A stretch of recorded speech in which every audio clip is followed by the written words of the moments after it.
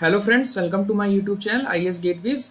इस वीडियो में गुप्ता एंड गुप्ता की इरिगेशन इंजीनियरिंग के क्वेश्चन नंबर 151 से लेकर 160 तक डिटेल में कंसेप्ट्स के साथ डिस्कस करूंगा, सो दैट आपको बेसिक अंडरस्टैंडिंग के साथ कंसेप्ट्स क्लियर हो जाएं। Let's start.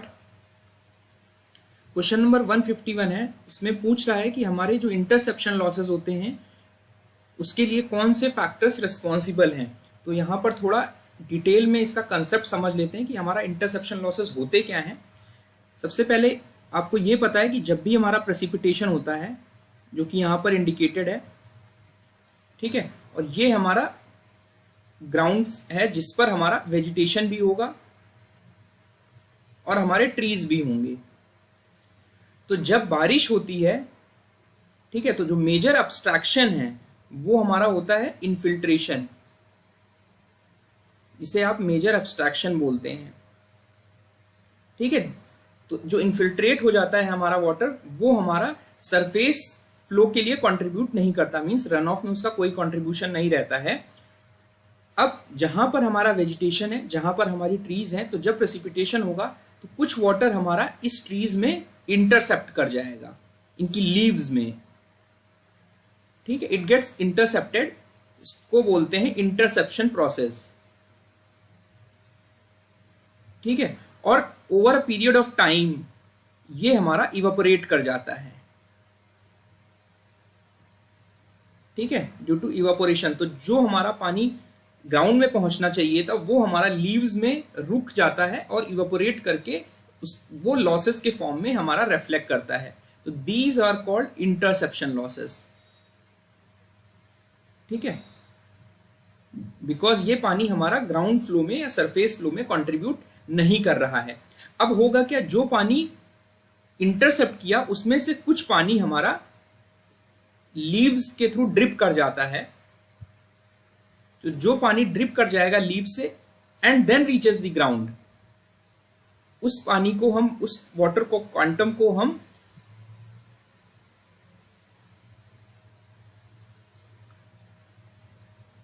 उसको हम बोलते हैं थ्रू फॉल,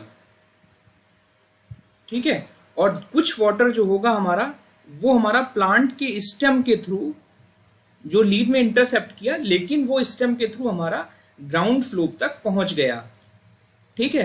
तो जो वाटर हमारा रिटेन कर जाता है, वेजिटेशन भी हो सकता है वो, और वो ट्रीज भी हो सकती है उनकी लीव में, और फाइनली इवापोरेट कर जाता है, वो हमारा ग्राउंड के सरफेस रन ऑफ में कंट्रीब्यूट नहीं करता, उसे हम बोलते हैं इंटरसेप्शन लॉसेस। एंड ये टोटली हम हमारे इवापोरेशन पर डिपेंड करते हैं, ठीक है। थ्रू फॉल और जो स्टेम फ्लो है वो हमारा फाइनली ग्राउंड पर पहुंच जा रहा है, ठीक है। इसलिए ये इंटरसेप्शन लॉसेस का पार्ट नहीं है, ठीक है। और ये इंटरसेप्शन लॉसेस हमारे इनिशियल लॉस की कैटेगरी में आते हैं, जिनका जो क्वांटम है, जिनका मैग्नीट्यूड है, वो बहुत ही सिग्निफिकेंटली वेरी स्मॉल होता है एज कंपेयर टू जो इन्फिल्ट्रेशन से हमारा पानी का लॉस हो रहा है, जो कि सरफेस रन ऑफ में कंट्रीब्यूट नहीं कर रहा है।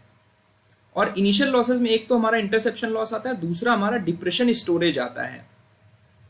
इसके बारे में भी यहाँ पर डिटेल में डिस्कस नहीं कर रहा हूं, बस आप ध्यान रखिए कि there are two initial losses, interception loss and depression losses, जो कि हमारे ओवरलैंड रन ऑफ में कंट्रीब्यूट नहीं करेंगे। हमारा थ्रू फॉल और जो स्टेम फ्लो है वो फाइनली सरफेस पर पहुंच जा रहा है, so they will be contributing in the overland flow.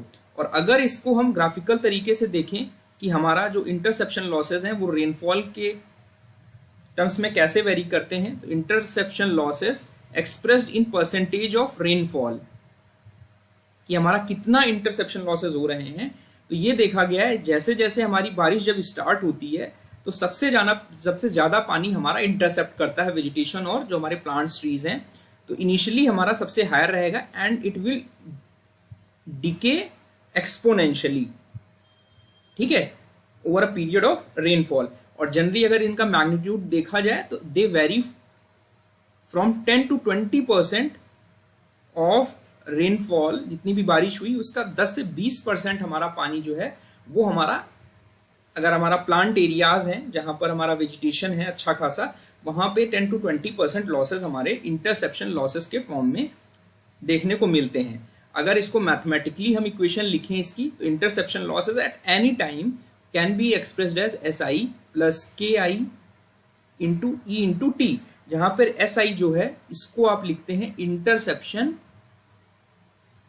Storage value, और जो इसकी वैल्यूज हैं वो हमारी वेरी करती हैं 0.25 से लेकर 1.25 mm तक, डिपेंडिंग अपॉन कि हमारा वेजिटेशन कितना है और किस नेचर का है। ठीक है, और जो के आई फैक्टर है ये हमारा है कि टोटल वेजिटेशन कितना है डिवाइडेड बाय टोटल एरिया जिसमें हमारी बारिश हो रही है। ठीक है, और ई हमारा जो है this is evaporation rate, because हमारा जो इंटरसेप्शन लॉसेस हैं वो केवल इवापोरेशन पर डिपेंड करते हैं, तो यहाँ पर इवापोरेशन रेट यानी मिलीमीटर पर आवर में आप लिख सकते हो, डिपेंड करता है। And T is the duration of rainfall, कि कितनी देर तक हमारी बारिश हो रही है। ठीक है, तो ये इंपॉर्टेंट कंसेप्ट है, आपको ध्यान रखना है। So interception losses are due to evaporation only, so correct answer जो होगा वो ऑप्शन 1 होगा।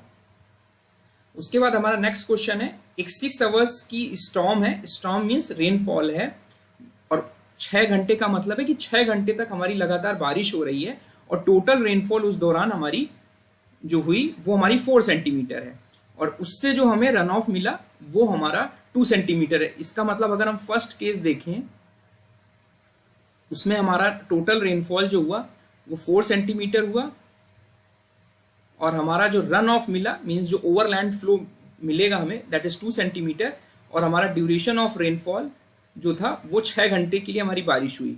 और दूसरा केस ये है, उसी कैचमेंट एरिया में, कैचमेंट एरिया चेंज नहीं किया, उसी कैचमेंट एरिया में हमारी दूसरी एक बारिश है, जिसे आप सेकेंड केस से रिप्रेजेंट कर सकते हैं।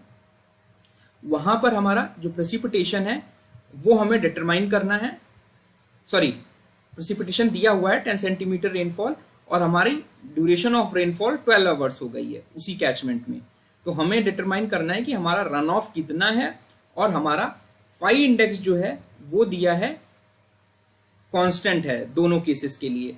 फाई ये डिटरमाइन कर रहा है कि this is the average rate of infiltration जो हमारा रन ऑफ कंट्रीब्यूट नहीं कर रहा है। तो हमारा P minus phi T into R D होता है, R D is the run off जो कि हमारा ओवरलैंड फ्लो में कंट्रीब्यूट कर रहा है। ठीक है, और T is the duration of rainfall excess, ये ध्यान रखना है। इस केस में जो हमारा T है ये ड्यूरेशन ऑफ रेनफॉल के बराबर है, क्योंकि हमारे पास यहाँ पे और कुछ डाटा नहीं दिया है। तो ड्यूरेशन ऑफ रेनफॉल एक्सेस का मतलब ये है कि फाई इंडेक्स से जो रेनफॉल इंटेंसिटी ज्यादा होगी वही हमारी रन ऑफ कंट्रीब्यूट करेगी, अदरवाइज वो रेनफॉल का जो इंटेंसिटी के करस्पॉन्डिंग रेनफॉल होगी वो उस पीरियड करस्पॉन्डिंग वो हमारी इन्फिल्ट्रेट कर जाएगी। ठीक है, वो रन ऑफ के फॉर्म में कंट्रीब्यूट नहीं करेगी। तो यहाँ पर T जो है वो T के बराबर हो जाएगा। तो आपकी जो इक्वेशन बनेगी ये हमारी फर्स्ट केस की बन जाएगी, और दूसरे केस में P minus R upon T second case में बन जाएगी। यहाँ पर आप वैल्यू सब्स्टिट्यूट करोगे, 4 minus 2 upon 6 is equal to 10 minus R upon duration of rainfall 10, यहाँ 12 होगा। इसको सॉल्व करोगे तो you will get rainfall is equal to 6 centimetre, run off is equal to 6 centimetre. Means अगर हमने ये फैक्टर्स चेंज कर दिए सेकेंड केस में, फाई इंडेक्स सेम रहा, तो 6 सेंटीमीटर करेक्ट आंसर होगा, और इस बेसिस पर क्वेश्चंस एग्जाम में पूछे जाते हैं। सो आपको ध्यान रखना है कि ये फॉर्मूला कैसे अप्लाई करना है। ठीक है, यहाँ पर मैंने ग्राफिकल तरीके से फाई इंडेक्स का कंसेप्ट बताया हुआ है, बहुत डिटेल में मैं नहीं जा रहा। उसके बाद हमारा थर्ड क्वेश्चन है, which of the following methods is used to estimate flood discharge based on high water marks left over in the past. ठीक है, थोड़ा सा मैं इसके ब्रीफ हिस्ट्री आपको बता देता हूं कि जब भी आप किसी भी रिवर में जब फ्लो मेजर करते हैं तो we have different indirect methods. ठीक है, पहला मेथड है जिसमें हमारा फ्लो मेजरिंग डिवाइसेस या इंस्ट्रूमेंट्स या हमारे ऑपरेटर्स होंगे। उसमें क्या करते हैं, हमारी रिवर्स में हम नॉचेस, वियर्स, फ्लूम्स वगैरह इंस्टॉल करते हैं, जिससे हम डिस्चार्ज मेजर कर लेते हैं विथ एम्पेरिकल रिलेशनशिप्स। दूसरा हमारा मेथड है स्लोप एरिया मेथड।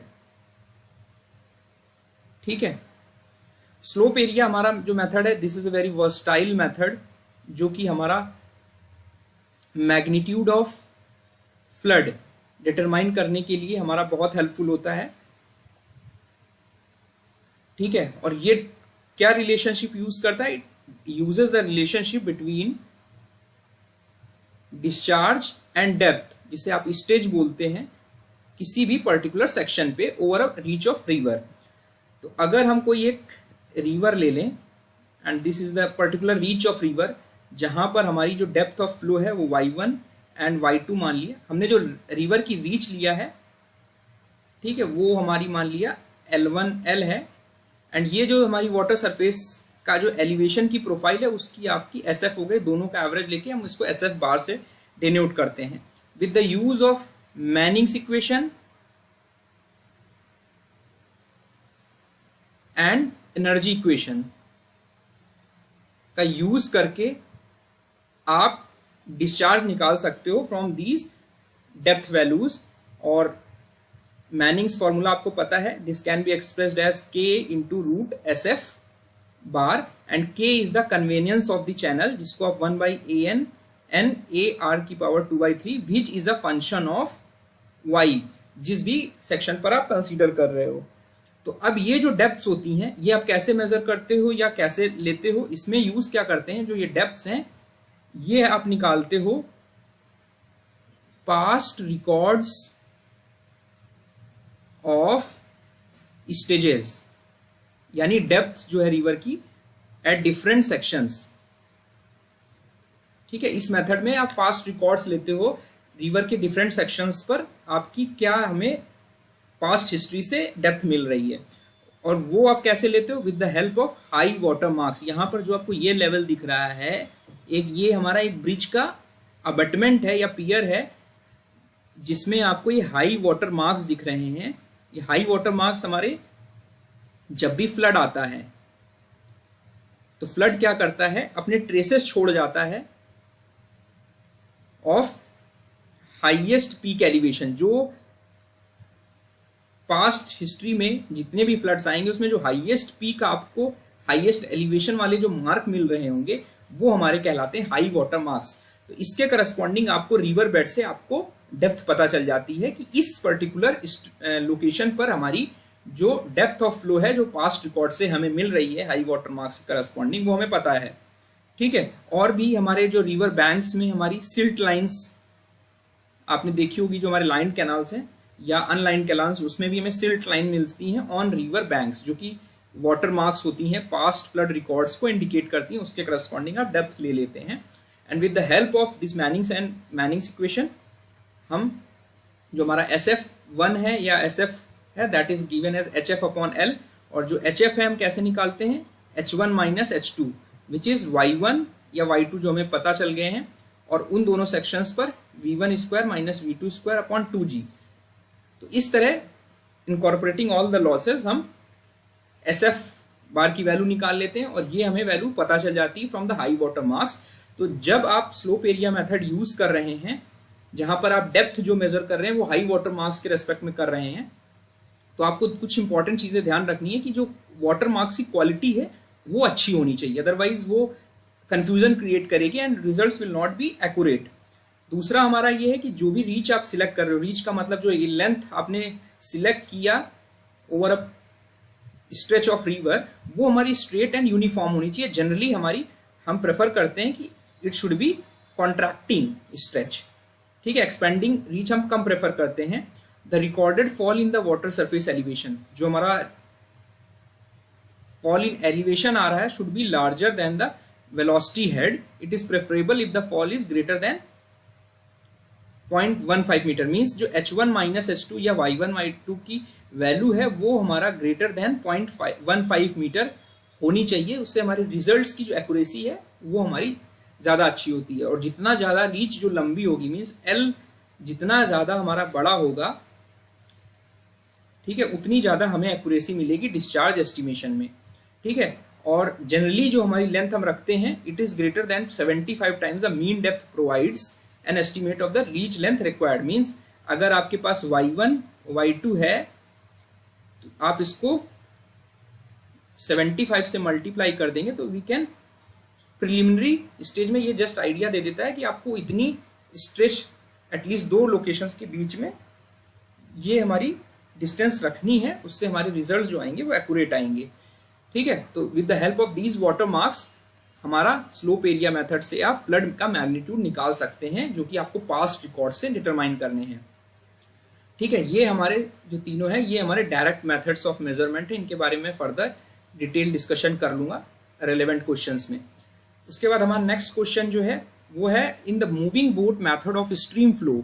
यहाँ पर मूविंग बोट मेथड की बात कर रहा है, तो यहाँ पर डिटेल में कंसेप्ट के साथ देख लेते हैं कि जो मूविंग बोट मेथड है हमारा कहाँ सुटेबल होगा, जहाँ पर हमारी जो लार्ज एलुवियल रिवर्स होंगी। लार्ज एलुवियल रिवर्स में क्या होंगे, जो हमारी जो करंट्स होती हैं, वाटर करंट्स, वो बहुत इंटेंस होती हैं। उसकी वजह से नॉर्मल जो स्टैंडर्ड करंट मीटर मेथड है हम उसे वहाँ फॉलो नहीं कर पाते। इस लार्ज एलुवियल रिवर्स में जहाँ पर हमारा जो फ्लो है वहाँ पे करंट्स हमारी काफ़ी इंटेंस है, वहाँ पर हम एक स्पेशल प्रोपेलर टाइप का करंट मीटर यूज करते हैं इन मूविंग बोट मेथड। ठीक है, और इसकी खासियत ये होती है कि जो उसका वर्टिकल एक्सिस है उस पे जो हमारा अरेंजमेंट फिक्स्ड होता है, it can move about vertical axis के अबाउट मूव कर सकता है, और करंट्स के अलोंग हमारा वो अलाइन कर लेता है अपने आप को ऑन हॉरिजॉन्टल प्लेन। ठीक है, जिधर भी जिस भी डायरेक्शन में उसको रिजल्टेंट वेलोसिटी मिल रही होगी उसके अलोंग हमारा जो करंट मीटर है वो अलाइन कर लेगा। ठीक है, तो ये करते क्या है, हमारा एक क्रॉस सेक्शन सिलेक्ट करते हैं और वहां पे हम कुछ मार्कर्स इस्टेब्लिश करते हैं कि क्रॉस सेक्शन हमारा मार्क हो जाए ग्राउंड पे, means alignment of cross section is fixed. ठीक है, फिर क्या करते हैं, हम एक बोट लेते हैं जिसमें हमारी दो टीम्स रहेंगी। ठीक है, हम रिवर का फ्लो हमारा ये डायरेक्शन है, हम रिवर के फ्लो के परपेंडिकुलर डायरेक्शन में बोट से ट्रेवल करेंगे अलोंग दिस मार्क्ड अलाइनमेंट। हम यहाँ से ट्रेवल करते हुए दूसरे बैंक तक जा रहे हैं, एक बैंक से हम स्टार्ट करेंगे दूसरे बैंक तक जाएंगे, तो हमारी ये मान लेते हैं कि जो हमारी फ्लो वेलोसिटी है वो vf है। ठीक है, और परपेंडिकुलर टू फ्लो जो हमारी वेलोसिटी है वो vb है। ठीक है, अगर हम इस डायग्राम में देखें तो इन दिस डायरेक्शन हमारा जो फ्लो है वेलोसिटी है जो वाटर की वो vf है, और इसके परपेंडिकुलर डायरेक्शन में जो बोट जा रही है वो हमारी vb वेलोसिटी है। ठीक है, और ये रिवर का क्रॉस सेक्शन है या इसके अलोंग आपने अलाइनमेंट लिया हुआ है, फिक्स किया हुआ है। ठीक है, तो जो करंट मीटर होगा, ठीक है, करंट मीटर अपने आप को इस तरह अलाइन करेगा कि जो रिजल्टेंट वेलोसिटी है उसके अलोंग, तो हमारी जो वेलोसिटी ऑफ करंट है वो रिजल्टेंट वेलोसिटी होगी विथ थीटा एंगल के साथ, जो हमारा डायरेक्शन ऑफ वेलोसिटी के साथ इंक्लाइंड है। तो इस तरह हमारा जो करंट मीटर है वो इंक्लाइन कर लेगा, और इस रिजल्टेंट वेलोसिटी को वीआर बोलते हैं। और ये वीआर और थीटा जो है स्पेशल प्रोपेलर करंट मीटर में आप डायरेक्टली मेजर कर सकते हो। आपको वीबी और वीएफ की जरूरत नहीं है, बिकॉज जिस भी डायरेक्शन में हमारा करंट मीटर हॉरिजॉन्टल प्लेन में अपने आप को अलाइन करेगा वो वेलोसिटी उसी डायरेक्शन में करंट मीटर बता देगा, तो रिजल्टेंट वेलोसिटी हमें पता हो जाएगी। ठीक है, बट मैथमेटिकल समझने के लिए अगर उसको रिजॉल्व कर दें तो हमारे दो कंपोनेंट्स हो जाएंगे। इसमें वी एफ जो होगा वो वी आर साइन थीटा होगा।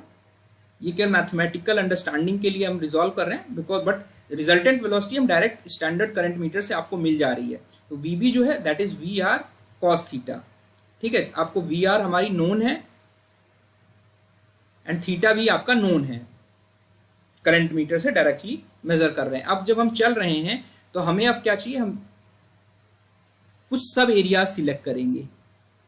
ठीक है, अलोंग दी क्रॉस सेक्शन। तो हमने यहां पर एक सेक्शन सिलेक्ट किया जहां पे हमारी डेप्थ जो है y है, yi है, yi1 है।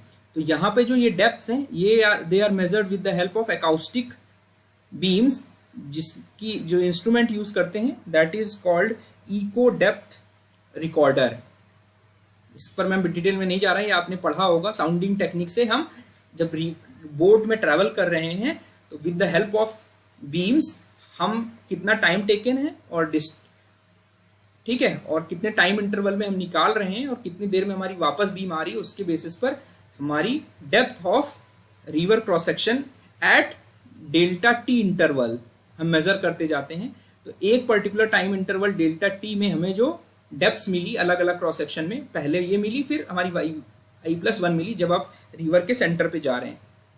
तो इसके करस्पॉन्डिंग जो आपकी विड्थ होगी that is given by VB into delta T. Delta T जो है टाइम इंटरवल है दो डेप्थ्स के बीच का जो मेजर कर रहे हैं आप, और VB जो है हमारी बोट की वेलोसिटी है। तो आपका जो विड्थ है मीन्स ये डिस्टेंस जो है आपका, ये आपकी W है, ठीक है, जिसको आप सब एरिया बोल रहे हो। और इसी तरह की सब एरियाज को ऐड करके आप पूरी रिवर की विड्थ पहुंच जाओगे। तो इसको आप लिख सकते हो WI टू WI1, ठीक है। तो ये आपको विड्थ पता चल गई। अब विड्थ आपको चाहिए तो डिस्चार्ज जो होगा इस सब एरिया के थ्रू वो कितना होगा, एरिया इंटू वेलोसिटी। वेलोसिटी हमारी क्या होगी,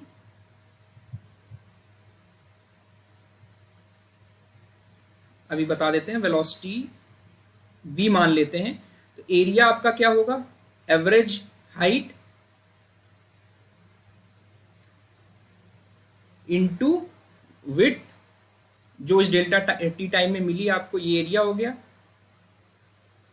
ठीक है। और जो आपको वेलोसिटी मिल रही है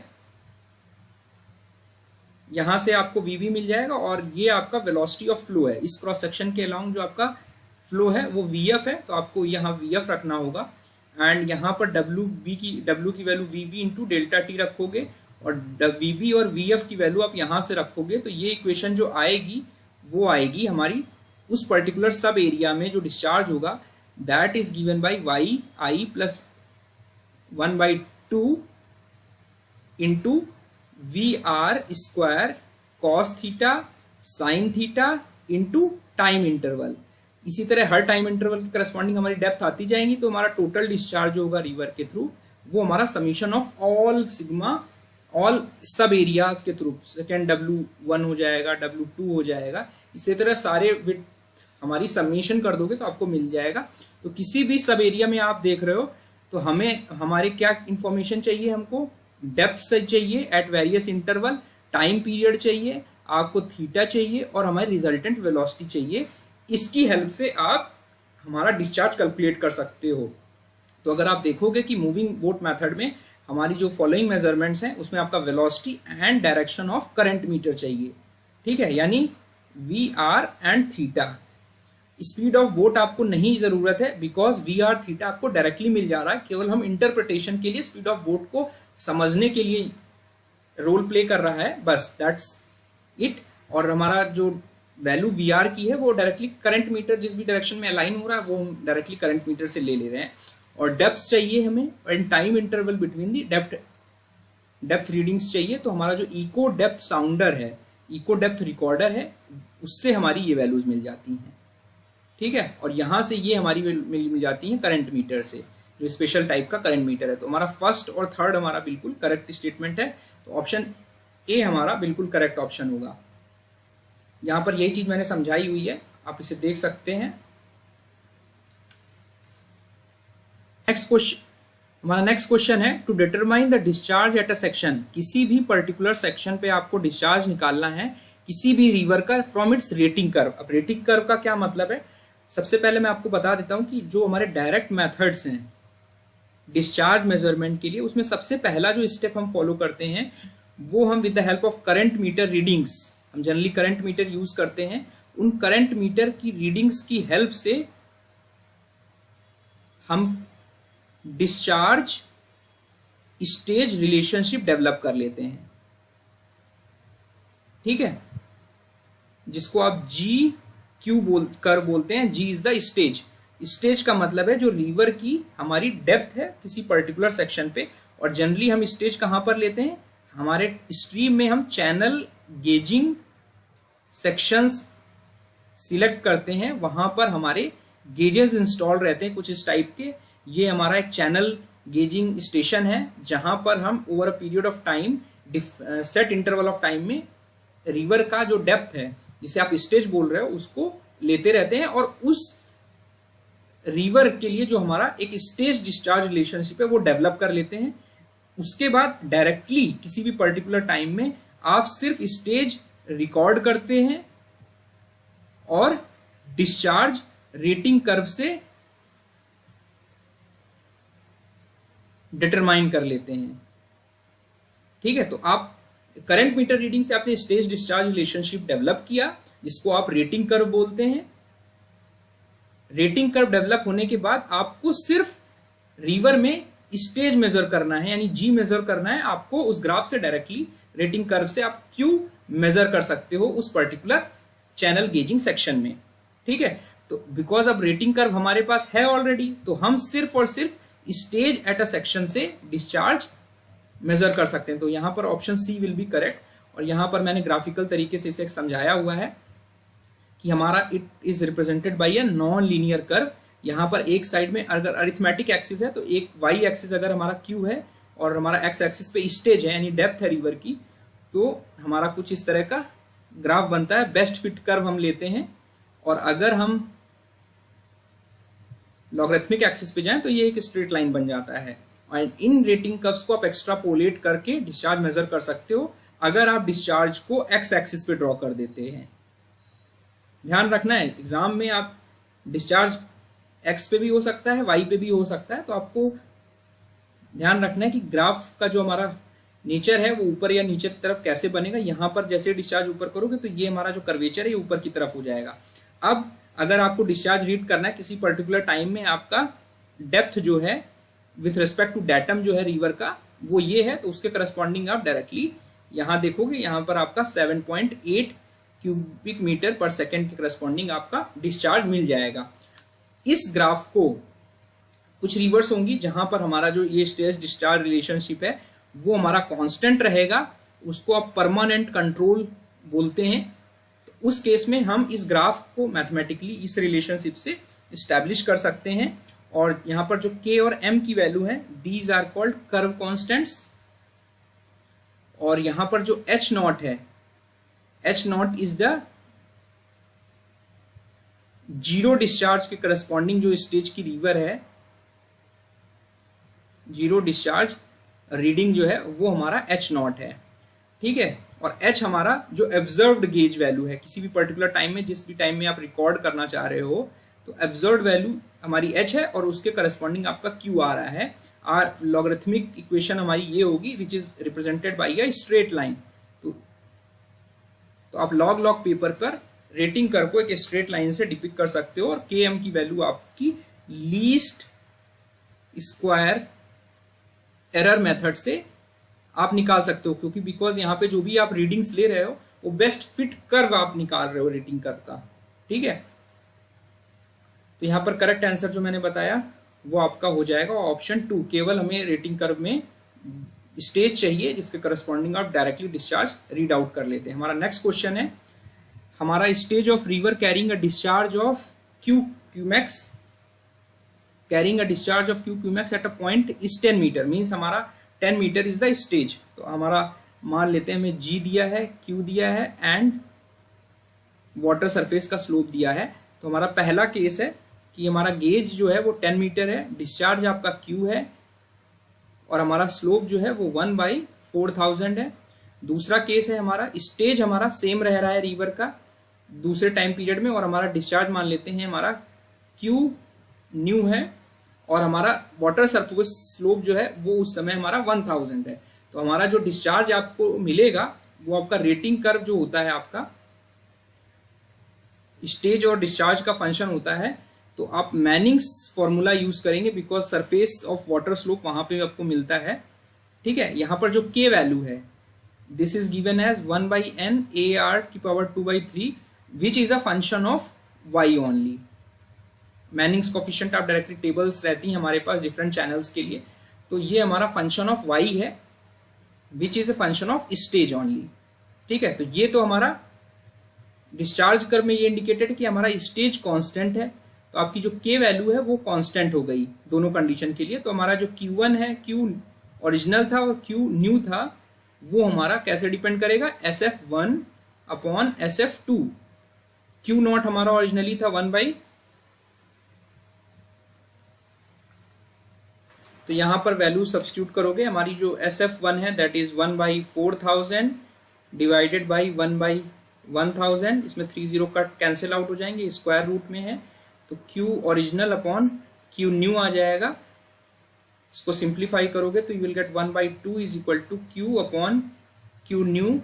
तो जो Q न्यू होगा that will be 2 times the original discharge, जो कि हमारा 1/4000 के करस्पॉन्डिंग स्लोप में मिल रहा था। तो यहाँ पर करेक्ट आंसर जो होगा वो ऑप्शन सी हो जाएगा। ठीक है, उसके बाद हमारा नेक्स्ट क्वेश्चन है। यहाँ पर क्वेश्चन में पूछ रहा है कि हमारा किन स्ट्रीम्स में हमारा कोई भी बेस फ्लो कंट्रीब्यूशन नहीं होता है। ठीक है, बेस फ्लो कंट्रीब्यूशन के बारे में मैंने पुराने वीडियोस में डिटेल में डिस्कस किया है, उसे आप रेफर कर सकते हो।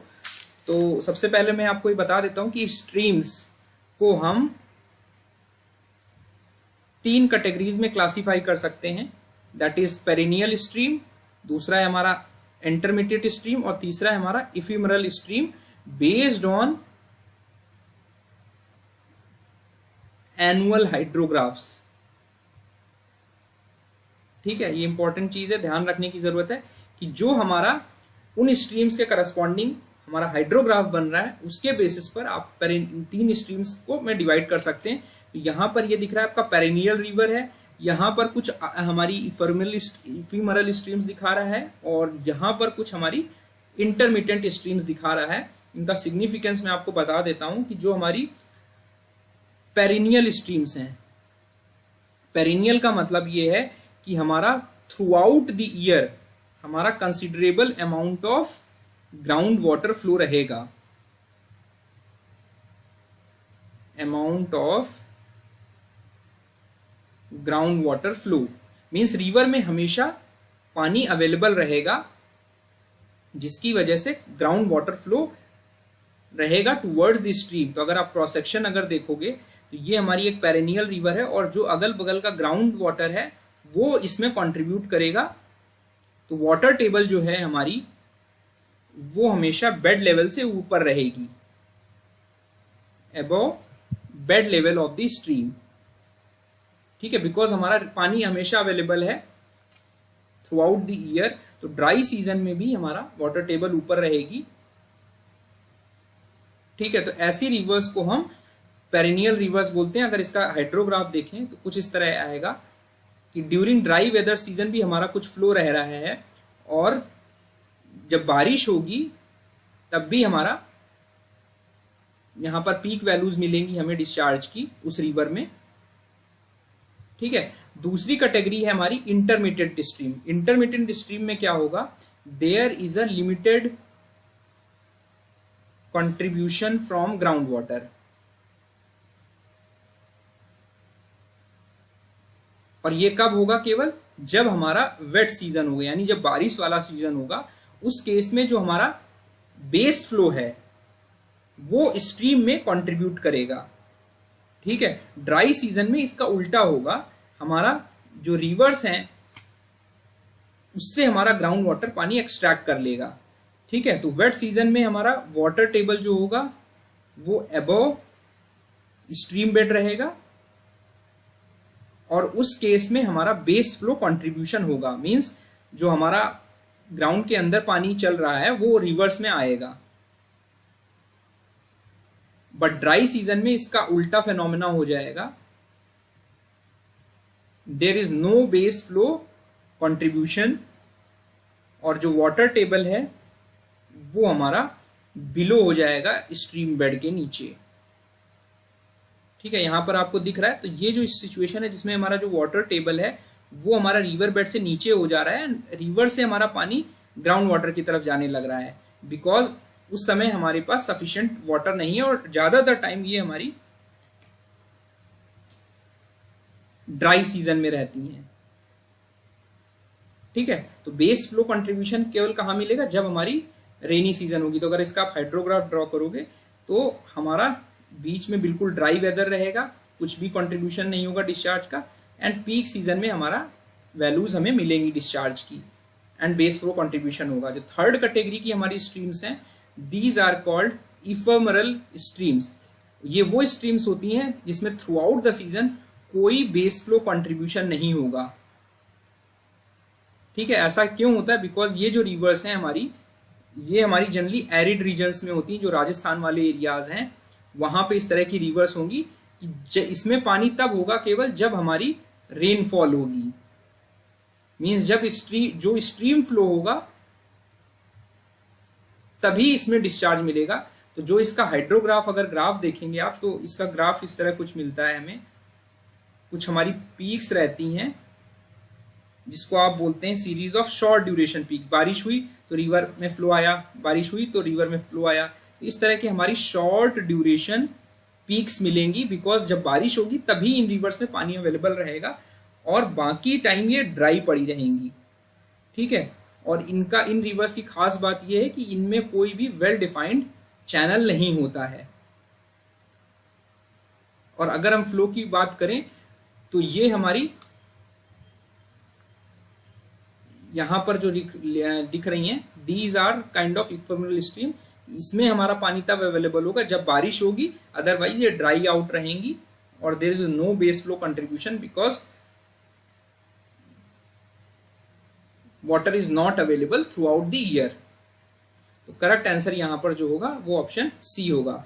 उसके बाद हमारा नेक्स्ट क्वेश्चन है, the flow mass curve is a graphical representation of.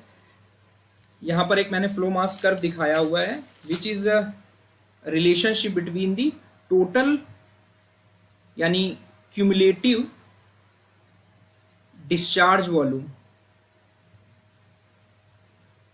ठीक है, versus time in chronological order. ठीक है, आपका जो हाइड्रोग्राफ होता है ये होता है डिस्चार्ज वर्सेस टाइम, कुछ इस तरह का होता है। अगर आप इसका क्यूमुलेटिव वर्जन निकालेंगे यानी इंटीग्रल करेंगे तो integral of hydrograph is called flow mass curve.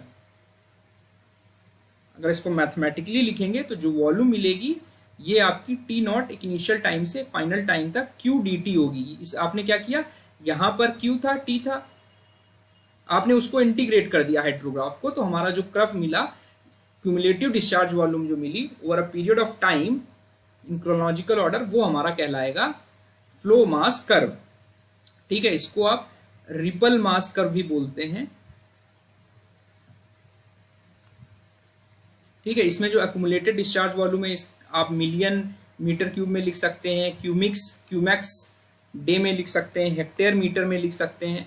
अगर किसी भी पर्टिकुलर पॉइंट पर अगर आप स्लोप देखेंगे तो स्लोप जो होगा हमारा दो इंटरवल्स लेंगे तो ये change in volume over change in time होगा। तो जो स्लोप होता है फ्लो मास वर्कर का वो हमारा डिस्चार्ज होता है।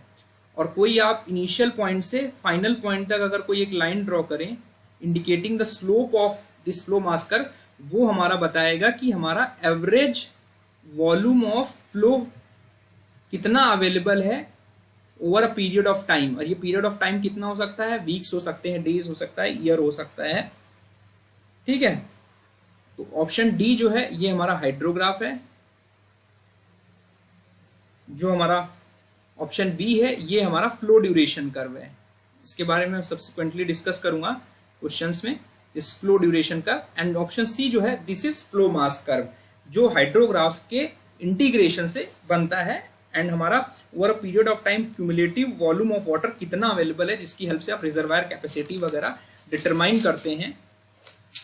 उसके बाद हमारा नेक्स्ट क्वेश्चन है, हाँ एक और इंपॉर्टेंट चीज कि आप मास कर्व ऑफ रेनफॉल से इसको कंफ्यूज नहीं करना है। मास कर्व ऑफ रेनफॉल हमारा एक्यूमुलेटेड प्रेसिपिटेशन और टाइम का ग्राफ होते हैं जब हमारी रेनफॉल हो रही है। ठीक है, तो इसके बारे में मैंने पुराने वीडियोस में डिस्कस किया, आप उसे रेफर कर सकते हो। उसके बाद है हमारा if the demand line drawn from a ridge, ridge जो है दिस इज द हाईएस्ट और the lowest point of the flow mass curve. Means अगर आप इस बी पॉइंट को मान लें, यहां मान लें, तो ये क्वेश्चन में कह रहा है कि अगर एक डिमांड लाइन खींचते हैं, डिमांड लाइन का मतलब ये है कि हमें किस रेट से आप वाटर एक्सट्रैक्ट कर रहे हो उस पीरियड में, वो हमारी डिमांड लाइन इंडिकेट करती है। Means constant rate of withdrawal that is indicated by demand line. Means किस रेट से पानी आपको चाहिए, एक्सट्रैक्ट करना है आपको एक स्टोरेज से, जो पीरियड ऑफ टाइम के अलोंग हमारा फ्लो मास कर्व से दिख रहा है। तो रिज के अलोंग अगर कोई आप टेंजेंट खींचते हो, ठीक है, अगर डिमांड लाइन ड्रॉ करते हो and it is not intersecting, अगर वो इंटरसेक्ट नहीं कर रही है तो इसका मतलब ये है कि हमारा जो डिमांड है वो हमारी इनफ्लो जो है उससे मीट आउट नहीं हो रही है। ठीक है, अगर यहाँ पे इस वाली लाइन को देखोगे तो यहाँ पे डिमांड लाइन आपकी क्या हो रही है, इन जनरल इस पीरियड ऑफ टाइम में हमारा जो डिमांड है वो इनफ्लो से मीट आउट हो रहा है, तो यहाँ पर इंटरसेक्ट कर रही है। बट अगर आप इस पॉइंट से खींचोगे तो इस केस में हमारी डिमांड लाइन इंटरसेक्ट नहीं कर रही है, तो इट मीन्स हमारा जो इनफ्लो है वो सफिशिएंट नहीं है डिमांड को मीट आउट करने के लिए, means demand can not be met by inflow. Correct answer option A होगा। उसके बाद हमारा नेक्स्ट क्वेश्चन है, इसमें shape of recession limb of hydrograph depends upon. तो सब थोड़ा सा मैं डिस्कस कर लेता हूँ कि जो हमारा फ्लड हाइड्रोग्राफ है उसमें हमारे 3 एलिमेंट्स होंगे, कैरेक्टरिस्टिक एलिमेंट्स। पहला होगा राइजिंग लिम्ब जो कि इस पॉइंट से स्टार्ट होगा, बी पॉइंट तक जाएगा, जो कि हमारा basin characteristics as well as हमारी बेसिन कैरेक्टरिस्टिक का मतलब है कैचमेंट की जो हमारी कैरेक्टरिस्टिक्स हैं, एज वेल एज जो हमारी रेनफॉल कैरेक्टरिस्टिक मीन्स बारिश की जो कैरेक्टरिस्टिक्स हैं, मीन्स इंटेंसिटी कितनी है, कितनी ड्यूरेशन ऑफ रेनफॉल, उस सब पे डिपेंड करती है। बी से सी जो हमारा रीजन है that is called crest segment. इसमें बी और सी जो पॉइंट है ये हमारे कहलाते हैं हमारे इन्फ्लेक्शन पॉइंट्स। ठीक है, तो ये क्रेस्ट सेगमेंट है। और ये हमारा सी से डी जो है this is called recession limb और रिसेशन कर्व या डिप्लीशन कर्व स्टार्टिंग फ्रॉम सी से लेकर डी तक। अब होगा क्या, ए से सी तक हमारा क्या हो रहा है, ए से सी तक, हाँ एक तरीके से ए से पी तक मान लेते हैं, ए से पी तक हमारा स्टोरेज एक्युमुलेट कर रहा है। ठीक है, और हमारा पी से सी तक मान ले, और सी से डी के बीच में हमारा स्टोरेज डिप्लीट कर रहा है।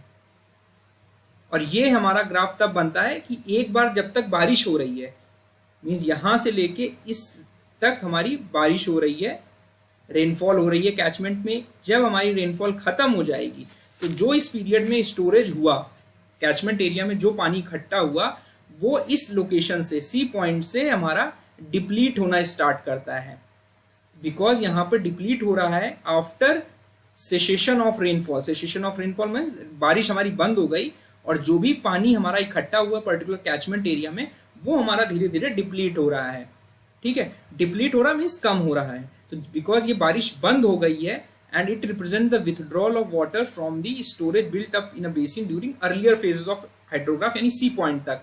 तो starting point of recession limb जो है पॉइंट ऑफ इन्फ्लेक्शन से मेजर करते हैं, represent the condition of maximum storage, means C point तक हमारा मैक्सिमम स्टोरेज होगा, उसके बाद डिप्लीट करना स्टार्ट हो जाएगा। बिकॉज जो डिप्लीशन है हमारा बारिश खत्म होने के बाद स्टार्ट हो रहा है, तो जो शेप है रिसेशन लिम्ब का वो हमारा इंडिपेंडेंट ऑफ स्टॉर्म की, मतलब बारिश की कैरेक्टरिस्टिक्स से इंडिपेंडेंट रहेगा और सिर्फ बेसिन की कैरेक्टरिस्टिक्स पर डिपेंड करेगा। बेसिन कैरेक्टरिस्टिक्स का मतलब है हमारा शेप क्या है कैचमेंट का, हमारा साइज क्या है, हमारा स्लोप क्या है, हमारा डेंसिटी कितनी है, ड्रेनेज डेंसिटी कितनी है, हमारा जो नेचर ऑफ वैली है वो क्या है, इन सब चीज़ों पर हमारा जो रिसेशन लिम्ब है वो डिपेंड करेगा। बिकॉज वही डिटरमाइन करेंगे फैक्टर्स कि हमारे किस रेट से डिप्लीशन हो रहा है, उस स्टीपनेस, उसकी माइल्डनेस उस पर डिपेंड करेगी। तो बार्न्स हमारे एक हाइड्रोलॉजिस्ट थे जिन्होंने इसको मैथमेटिकल फॉर्म में इक्वेशन दिया कि डिस्चार्ज एट एनी टाइम, ये क्यू टी है is equal to Q naught के आर की पावर टी, जहां पर के आर जो है ये रिसेशन कांस्टेंट है। ठीक है, और जो डिस्चार्ज है at any time T equal to 0 पे हमारा जो डिस्चार्ज है वो है, तो in the form of exponential decay. अब इसको अगर मान लें, this is called exponential decay by Barnes, means exponentially deplete कर रहा है। तो this equation can be written as E की पावर माइनस ए टी, जो ए है यहाँ पर minus of L N upon L N of logarithmic of recession constant है। तो इस इक्वेशन से, इस एक्सपोनेंशियल फॉर्म में आप इस रिसेशन को, डिप्लीशन रेट को लिख सकते हो, because it represents a exponential decay as पर हाइड्रोलॉजिस्ट। तो हमारा जो शेप ऑफ रिसेशन लिम्ब है वो केवल हमारी बेसिन कैरेक्टरिस्टिक्स पर डिपेंड कर रही है। आप, आई होप मेरा वीडियो आपको पसंद आया होगा। इस तरह की वीडियोस में फर्दर बनाता रहूँगा। Thank you.